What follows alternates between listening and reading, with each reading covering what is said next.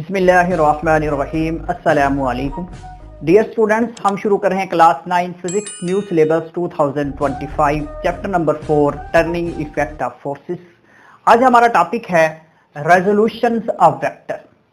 Vector को resolve करना, vector की रेजोल्यूशन हम कैसे करेंगे, इसको हम ब्रीफली डिस्कस करेंगे। ये टॉपिक लॉन्ग के लिहाज से बहुत ही अहम टॉपिक है। इसको हमने पॉइंट्स की फॉर्म में लिखा है। इसको हम देखते हैं कि रेजोल्यूशन ऑफ वेक्टर क्या होता है। A given vector can be divided into 2 और more components is called resolution of vector. हमारे पास एक वेक्टर मौजूद है, उस वेक्टर को हम रिजॉल्व कर दे, छोटे छोटे कंपोनेंट्स के अंदर तकसीम कर दे, वो प्रोसेस हमारा रेजोल्यूशन ऑफ वेक्टर कहलाता है। हम वेक्टर को, एक वेक्टर उसको स्प्लिट कर दे, उसके टोटे कर दे, उसको मुख्तलिफ पार्ट्स के अंदर डिवाइड कर दे, वो वेक्टर की रेजोल्यूशन कहलाती है। जैसा कि हमारे पास एक वेक्टर है, इस वेक्टर के अगर हम कंपोनेंट्स बना दें तो ये प्रोसेस हमारा रेजोल्यूशन ऑफ वेक्टर कहलाता है। तो यहाँ पे एक बड़ी अहम बात लिखी है, reverse process of the addition of vector और रिजल्ट इन वेक्टर। इससे पहले जो हमने एक डेफिनेशन की थी, एडिशन ऑफ फोर्सेस या एडिशन ऑफ वेक्टर या रिजल्ट इन ऑफ वेक्टर, मुख्तलिफ किस्म के वेक्टर्स होते थे, उनको हम उठाते थे, according to head to tail rule उनको हम जमा करते थे और एक रिजल्ट हम हासिल करते थे। रिजल्टेंट ऑफ वेक्टर कहलाता था या रिजल्टेंट ऑफ फोर्स कहलाती थी। उस प्रोसेस को अगर हम रिवर्स कर दें, वो छोटे छोटे हिस्सों को मिला के एक रिजल्ट हासिल करते थे। अब हमारे पास एक रिजल्ट मौजूद हो, ये फोर्स हमारे पास मौजूद हो, इसके अगर हम कंपोनेंट्स बना दे, छोटे छोटे हिस्सों के अंदर अगर हम डिवाइड कर दे, तो ये प्रोसेस हमारा कहलाएगा resolution of vector. Addition of vector का रिवर्स प्रोसेस सब्ट्रैक्शन नहीं होगा अकॉर्डिंग टू फिजिक्स या वेक्टर की फॉर्म में। एडिशन ऑफ फोर्सेस या रिजल्टेंट ऑफ वेक्टर्स का जो रिवर्स प्रोसेस होगा, रेजोल्यूशन ऑफ वेक्टर होगा। एमसीक्यूज के अंदर आ सकता है रिवर्स प्रोसेस ऑफ एडिशन का रिवर्स प्रोसेस क्या है, तो वो सब्ट्रैक्शन नहीं है। अकॉर्डिंग टू फिजिक्स या अकॉर्डिंग टू वेक्टर, एडिशन का जो रिवर्स प्रोसेस है वो रेजोल्यूशन ऑफ वेक्टर है। एमसीक्यूज के लिहाज से बहुत अहम पॉइंट था। अब हम देखते हैं कि परपेंडिकुलर कंपोनेंट्स क्या होते हैं। Force is resolve into 2 components which are perpendicular और रेक्टेंगुलर कंपोनेंट्स। हमारे पास जो फोर्स मौजूद है, ये फोर्स मौजूद थी हमारे पास, इस फोर्स को हमने 2 कंपोनेंट्स के अंदर डिवाइड कर दिया, Fx के अंदर और Fy के अंदर। जिस वक्त ये हमारे पास फोर्स Fx और Fy के अंदर डिवाइड हो गई, जिन कंपोनेंट्स के अंदर डिवाइड हुई है वो कंपोनेंट्स आपस में म्यूचुअली परपेंडिकुलर होंगे। Fy और Fx दोनों म्यूचुअली परपेंडिकुलर होंगे, दोनों 90 के एंगल पे होंगे। उसके बाद हम देखते हैं जी, हमने एक डायग्राम बनाई है। यह हमारे पास F वेक्टर था, इसका हमने कंपोनेंट्स में डिवाइड किया, यह हमारे पास Fx आ गया और दूसरा हमारे पास Fy आ गया। एक्स एक्सिस के ऊपर हमारा एंगल थीटा है। अब हम इसको नाम दे देते हैं। हमारे पास जो OC है उसको हमने F की फॉर्म में रिप्रेजेंट किया है, जो हमारे पास OA है उसको हमने Fx की फॉर्म में रिप्रेजेंट किया है। सेम इसी तरह हमारे पास जो OB था उसको हमने Fy की फॉर्म में रिप्रेजेंट किया है। हमारे पास एक वेक्टर यानी कि एक फोर्स की हमारे पास जो वेक्टर है उसको हमने रेक्टेंगुलर कंपोनेंट्स के अंदर डिवाइड कर दिया है, यानी कि उसको हमने रिजॉल्व कर लिया है। अब रिजॉल्व की वैल्यू क्या होगी, इनका मैग्नीट्यूड क्या होगा, Fy का मैग्नीट्यूड क्या होगा और Fx का मैग्नीट्यूड क्या होगा, इसको हम आगे की तरफ देखते हैं। आगे की तरफ तो हम रिजॉल्व करते हैं। हमारे पास वही डायग्राम है, हमारे पास इस जगह के ऊपर ये Fy कंपोनेंट था, इसको हमने उठाया है, यहां से इस जगह के ऊपर शिफ्ट किया है, क्योंकि ये वाली लाइन और ये वाली लाइन दोनों आपस में पैरेलल है, इससे कोई फर्क नहीं पड़ेगा। ये भी Fy था तो ये भी हमारे पास Fy ही होगा, ये भी पॉजिटिव Fy था तो ये भी हमारे पास पॉजिटिव ही होगा और Fx अपनी जगह के ऊपर मौजूद है। इसको हम रिजॉल्व करने की कोशिश करते हैं। इसको थोड़ा सा पहले ब्रीफली देख लेते हैं। हमने लिखा है जी, force F acting on a body at an angle of theta with x axis as shown in a figure। हमारे पास एक फोर्स F है, x एक्सिस के साथ एंगल थीटा बनाती है और एक बॉडी के ऊपर अप्लाई होती है, उसके ऊपर अमल करती है, उसके ऊपर एक्ट होती है। तो हमारे पास जो x कंपोनेंट फोर्स F है वो Fx है और x कंपोनेंट फोर्स F वाली उसको हमने Fy कह दिया है। क्योंकि F force as a vector है, हमने वेक्टर का निशान बनाया है और एफ एक्स ये खुद रिप्रेजेंट कर रहा है कि एक्स एक्सिस में है और ये खुद रिप्रेजेंट कर रहा है कि ये जो फोर्स है वो वाई एक्सिस के अंदर मौजूद है। F X and F Y perpendicular to each other, जैसे कि हमने पहले कहा है कि ये हमारे पास रिजल्टेंट वेक्टर था, इसके हमने कंपोनेंट्स बनाने थे, ये कंपोनेंट्स के अंदर जिस वक्त डिवाइड हुआ तो ये एफ एक्स और एफ वाई के अंदर डिवाइड हो गया। एफ एक्स और एफ वाई दोनों आपस में म्यूचुअली परपेंडिकुलर कंपोनेंट्स हैं, या इसको हम रेक्टेंगुलर कंपोनेंट्स भी कह सकते हैं। अब देखते हैं जी magnitude of the perpendicular components. अब हम एफ एक्स की वैल्यू फाइंड करेंगे और उसके साथ हम एफ वाई की वैल्यू भी फाइंड करेंगे।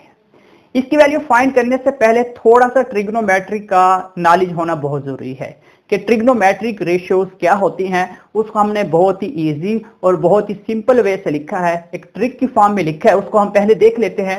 हमने लिखा है sine theta, cos theta and tan theta, 3 trigonometric ratios होती हैं। हमने लिखा है उ, कु और अक, ये ट्रिग्नोमेट्रिक, ये ट्रिक है। आइन से हमारे पास अमूद बनता है, वाव से वतर, काफ से कायदा, वाव से वतर, आइन से अमूद, काफ से कायदा। ये उर्दू मीडियम के लिहाज से है, ये हमारे पास कायदा होता है, ये वतर होता है, ये हमारे पास अमूद होता है। ये हमारे पास बेस है, ये परपेंडिकुलर है, ये हाइपोटेन्यूज है। तो देखते हैं हमारे पास आइन से अमूद है, अमूद बटा वतर, कायदा बटा वतर और अमूद बटा कायदा। अब अमूद है, अमूद परपेंडिकुलर है और वतर हमारा हाइपोटेन्यूज है। Perpendicular dividing by hypotenuse, same इसी तरह कायदा डिवाइडिंग बाय वतर, base dividing by hypotenuse, same इसी तरह अमूद डिवाइडिंग बाय कायदा, परपेंडिकुलर डिवाइडिंग बाय बेस। क्योंकि ये हमारे पास क्लास 9 के लेवल के हिसाब से है, शुरू के अंदर ये ट्रिग्नोमेट्रिक रेशियो आसानी से याद नहीं होती। अगर हम उ, कु, अक ये वाली याद रख ले, उ, कु, अक, तो हमें ट्रिग्नोमेट्रिक रेशियो आसानी से याद हो जाती है। आइन से अमूद होता है, वाव से वतर होता है, काफ से कायदा, वाव से वतर, आइन से अमूद, काफ से कायदा। फिर उसको हम इंग्लिश के अंदर भी इजीली कन्वर्ट कर लेते हैं। तो हम यहाँ पे देखते हैं, पहले हम एफ एक्स फाइंड करेंगे कि एफ एक्स क्या है, देखते हैं। तो हम लिखते हैं जी कॉस थीटा किस चीज के इक्वल है, cos theta is equal to, तो अभी हमने ट्रिग्नोमेट्रिक रेशियो लिखी है, बेस डिवाइडिंग बाई हाइपोटेन्यूज। तो हमारे पास आ जाएगा जी base dividing by hypotenuse, H Y P लिख रहे हैं हम यहाँ पे। अब हमारे पास जो बेस है, बेस किस चीज के इक्वल है वो देखते हैं जी, ओ ए, बेस हमारे पास ओ ए है, डिवाइडिंग बाई वतर हमारे पास है जी ओ सी, हाइपोटेन्यूज ये हमारे पास ओ सी आ जाएगा।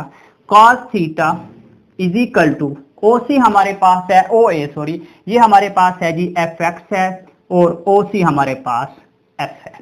तो जैसे हम इसको रिजॉल्व करते हैं, एफ एक्स यहीं पे पड़ा रहेगा, एफ इधर आके मल्टीप्लाई हो जाएगा एफ कॉस थीटा। तो हम यहाँ पे लिखेंगे F X is equal to F cos theta, ये हमारे पास एफ एक्स कंपोनेंट का मैग्नीट्यूड आ गया है। अब दूसरा देखेंगे हम, एफ वाई को रिजॉल्व करेंगे तो हमारे पास होता है जी साइन थीटा के जरिए हम रिजॉल्व करेंगे, साइन थीटा उ अमूद बटा वतर, परपेंडिकुलर, पी आर पी और डॉट डाल देते हैं, हाइपोटेन्यूज कंप्लीट नहीं लिखते हम, शॉर्ट फॉर्म में लिख लेते हैं, साइन थीटा परपेंडिकुलर, ये हमारा परपेंडिकुलर है, हम लिखेंगे जी A C dividing by O C, hypotenuse ये हमारे पास है जी साइन थीटा। सेम इसी तरह हम इसको आगे की तरफ बढ़ते हैं जी, साइन थीटा ए सी की वैल्यू हमारे पास एफ वाई है और ओ सी की वैल्यू हमारे पास जी एफ है।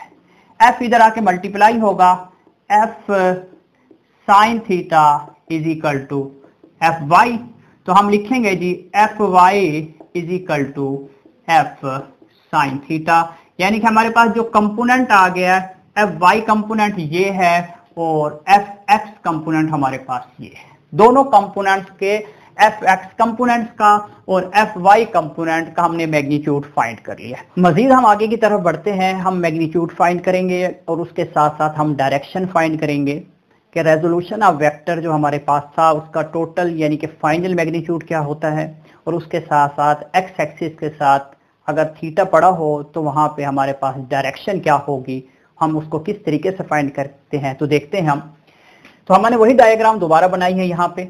तो according to Pythagorean theorem to right angle triangle, मसला फिसागोरस के मुताबिक, पैथागोरियन थ्योरम के मुताबिक तो हम इसको रिजॉल्व करेंगे, इसको हम सॉल्व करेंगे, बहुत ही आसान है।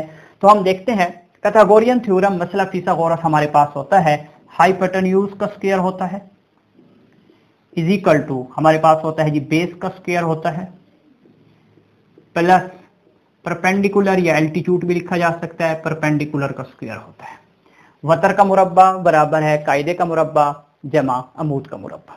ये उर्दू मीडियम के लिहाज से हो सकता है। हाइपोटेन्यूज हमारे पास ये होगा जी, सॉरी ये होगा ओसी, ओसी का स्क्वायर। बेस हमारे पास है जी ओ ए का स्क्वायर। हाई परपेंडिकुलर हमारे पास है जी ए सी का स्क्वायर। तो इनकी वैल्यूज हम लिखते हैं, एफ का स्क्वायर है, एफ एक्स का स्क्वायर है और एफ वाई का स्क्वायर है। दोनों तरफ हम स्क्वायर रूट ले लेंगे तो हमारे पास आ जाएगा जी F is equal to F X का स्क्वायर एफ वाई का स्क्वायर होल स्क्वायर रूट। इस तरीके से हम रेजोल्यूशन ऑफ वेक्टर का मैग्नीट्यूड फाइंड कर सकते हैं। अब हम डायरेक्शन की तरफ बढ़ते हैं कि हम डायरेक्शन किस तरीके से मालूम करेंगे। डायरेक्शन के लिए हम टेन थीटा वाली ट्रिग्नोमेट्रिक रेशियो यूज करेंगे। टेन थीटा होता है अक, ऊ को अक, आइन और काफ होता है अमूद बटा कायदा, perpendicular dividing by base. Trigonometric ratio अच्छे तरीके से याद होना जरूरी है क्योंकि एमसीक्यूज के अंदर, न्यूमेरिकल्स के अंदर और इस क्वेश्चंस के अंदर बहुत ही अहमियत के हामिल है। ये बहुत ही आसान ट्रिक है, ऊ कू और अक। इस तरीके से इनिशियल के अंदर आपको याद करने में बहुत आसानी होगी। जिस वक्त प्रैक्टिस हो जाती है फिर खुद ब खुद लिखा जा सकता है। हम फाइंड करेंगे जी डायरेक्शन। डायरेक्शन के लिए हम ट्रिग्नोमेट्रिक रेशियो यूज करेंगे, टेन थीटा वाली ट्रिग्नोमेट्रिक रेशियो यूज करेंगे। ऊ कू अक एक ट्रिक को यूज करेंगे दोबारा, अमूद बटा कायदा, परपेंडिकुलर डिवाइडिंग बाई बेस। ये ट्रिग्नोमेट्रिक रेशियो अच्छी तरह से याद होना बहुत जरूरी है क्योंकि न्यूमेरिकल्स के अंदर, शार्ट के अंदर, एमसीक्यूज के अंदर पूछी जा सकती है। और उसके साथ साथ शुरू के अंदर आपको ये ट्रिक याद होना जरूरी है, ऊ कू अक। जैसे जैसे आपकी इसकी प्रैक्टिस होती चल जाएगी फिर खुद ब खुद लिखा जा सकता है। शुरू में ये ट्रिक याद रख लें। तो हमारे पास हम डायरेक्शन के लिए यूज करेंगे जी tan theta. Tan theta is equal to हमारे पास होता है जी परपेंडिकुलर डिवाइडिंग बाई बेस। तो हम देखते हैं जी टेन थीटा परपेंडिकुलर पे हमारे पास मौजूद है जी ए सी, डिवाइडिंग बाई हमारे पास है जी ओ ए। तो हम लिखेंगे जी tan theta is equal to A C F Y dividing by F X. तो theta is equal to tan inverse F Y dividing by F X. इस तरीके से हम डायरेक्शन फाइंड कर सकते हैं। हमने ट्रिग्नोमेट्री को यूज किया, उसके जरिए हमने एफ एक्स का मैग्नीट्यूड फाइंड किया, एफ वाई का मैग्नीट्यूड फाइंड किया और इसके साथ साथ हमने टेन थीटा को यूज करते हुए डायरेक्शन फाइंड की। मैं उम्मीद करता हूं कि आप लोगों को लेक्चर आसानी से समझ आया होगा। नेक्स्ट लेक्चर में मिलते हैं इंशाल्लाह। हमारे साथ जुड़े रहिएगा, अपना ख्याल रखिए। अल्लाह हाफिज।